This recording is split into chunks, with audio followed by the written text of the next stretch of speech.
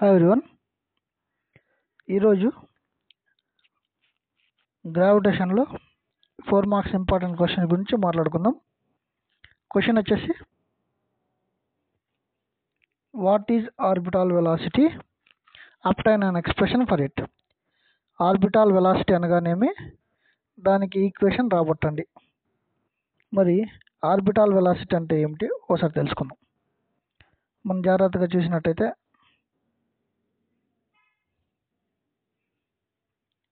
ఇది అర్త్, చిన్న సర్కిల్ ఉంది కదా, ఆ చిన్న సర్కిల్ వచ్చేసి అర్త్ అనుకుందాం.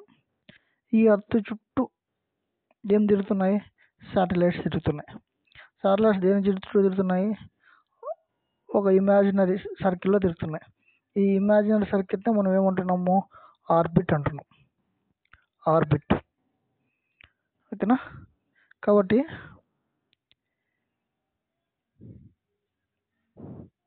ఈ అర్త్ చుట్టూ తిరగడానికి శాటిలైట్ దేనిలో తిరుగుతుంది? ఆర్బిట్లో తిరుగుతుంది. ఈ ఆర్బిట్లో తిరగాలి అంటే ఈ శాటిలైట్కి కొంచెం వెలాసిటీ అవసరం.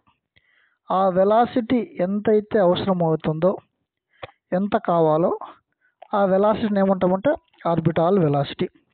సింపుల్గా చెప్పేస్తున్నాను చూడండి. అర్త్ చుట్టూ ఏం తిరుగుతున్నాయి? శాటిలైట్స్ తిరుగుతున్నాయి. ఎక్కడ తిరుగుతున్న శాటిలైట్స్? ఆర్బిట్లో తిరుగుతున్నాయి. ఈ అర్త్ చుట్టూ ఆర్బిట్లో శాటిలైట్స్ తిరగాలి అంటే దానికి మినిమం కనీస వేగం ఉండాలి.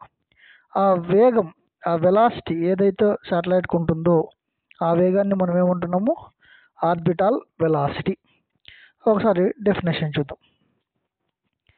The horizontal velocity required for an object to revolve around the planet in a circular orbit is called orbital velocity. The horizontal velocity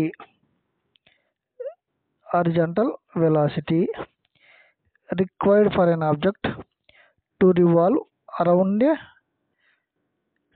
around a planet in a circular orbit is called orbital velocity. సాధారణంగా భూమి చుట్టూ తిరిగే ఏ శాటిలైట్స్కి అయినా సరే ఎంత velocity ఉంటుందంటే 7.92 km/s, approximately 8 km/s.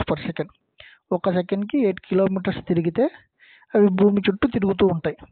లేకపోతే తక్కువ ఉంటే భూమి పైన పడిపోతాయి, లేదా ఎక్కువ ఉంటే భూమిని దాటి వెళ్ళిపోతాయి.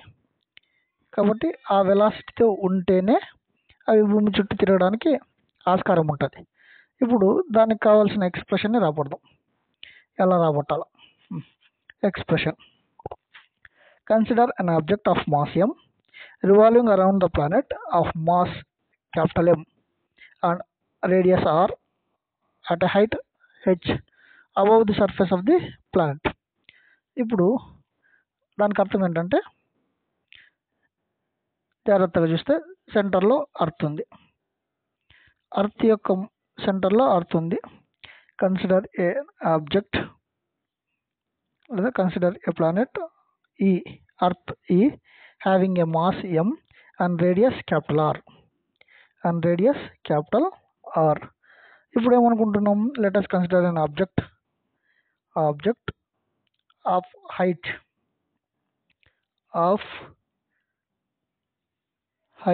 h. ఎంత హైట్లో ఉందంట? h హైట్లో ఉంది.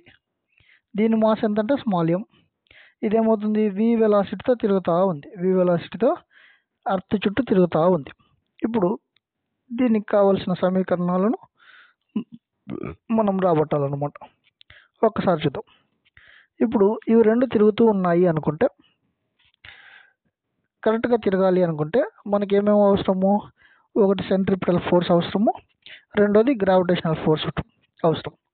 ఈ గ్రావిటేషనల్ ఫోర్సు సెంట్రిపిటల్ ఫోర్స్కి సమానంగా ఉండాలి. గ్రావిటేషనల్ ఫోర్స్కి సెంట్రిపిటల్ ఫోర్స్కి సమానంగా ఉండాలి. అప్పుడే ఆ బాడీ అనేది భూమి చుట్టూ తిరగడానికి అవకాశం ఉంటుంది. మరి ఒకసారి జాగ్రత్తగా చూస్తే సెంట్రిపిటల్ ఫోర్స్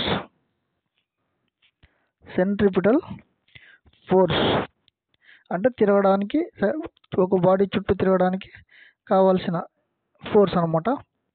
అలాగే అది దేనికి సమానము? Gravitational force of attraction between two bodies, planet and object, దానికి సమానం. కాబట్టి దేనికి సమానం అంటే centripetal force is equal to gravitational force. మరి సెంట్రిపిటల్ ఫోర్స్కి ఈక్వేషన్ ఏమంటే mv²/r. mv²/r. ఇక్కడ r అంటే రెండు ఉంటాయి. r is equal to capital R plus small h. Capital R means radius of the earth, h means height of an object. Capital R అంటే radius of the earth, h అంటే height. ఇంత దూరాన్ని r plus h అంటాం. ఇప్పుడు దేనికి సమానం sir అంటే చూద్దాం. సెంట్రిపిటల్ ఫోర్స్ ఏమో mv²/r. r is equal to r plus h. Here r is equal to r plus h, mv²/r. అలాగే గ్రావిటేషనల్ ఫోర్స్కి ఫార్ములా gmm/r². కాబట్టి g capital M mass of a planet, small m mass of an object, r² means r plus r whole square. ఈ రెండింటిని మనం cancel చేసుకుంటే small m get cancel. అలాగే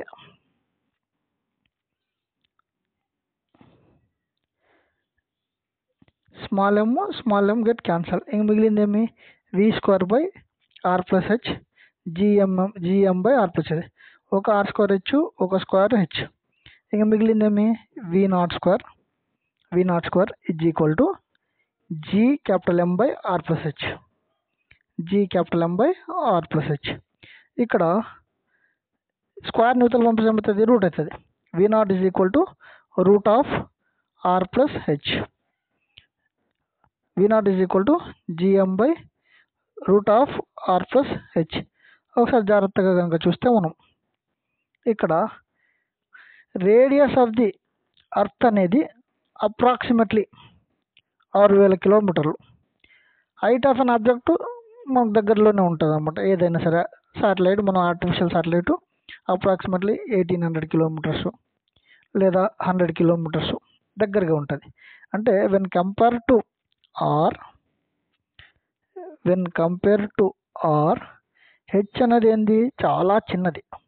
height of an object from the surface of the earth అనేది చాలా చిన్నగా ఉంటుంది. దేంతో పోలిస్తే రేడియస్ ఆఫ్ ది అర్త్తో పోలిస్తే. కాబట్టి r అనేది చాలా పెద్దది దేంతో, hతో.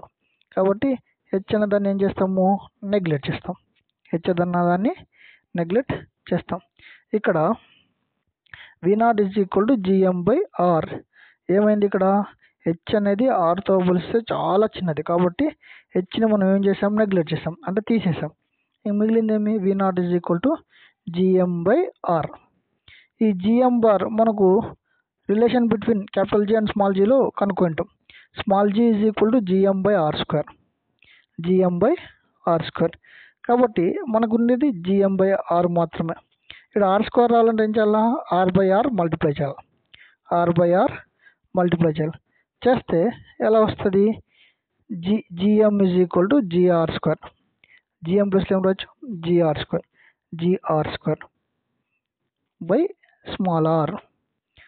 ఇక్కడ r² ఒక r cancel.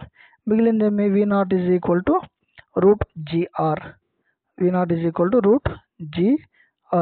This is an equation for orbital velocity. Thank you.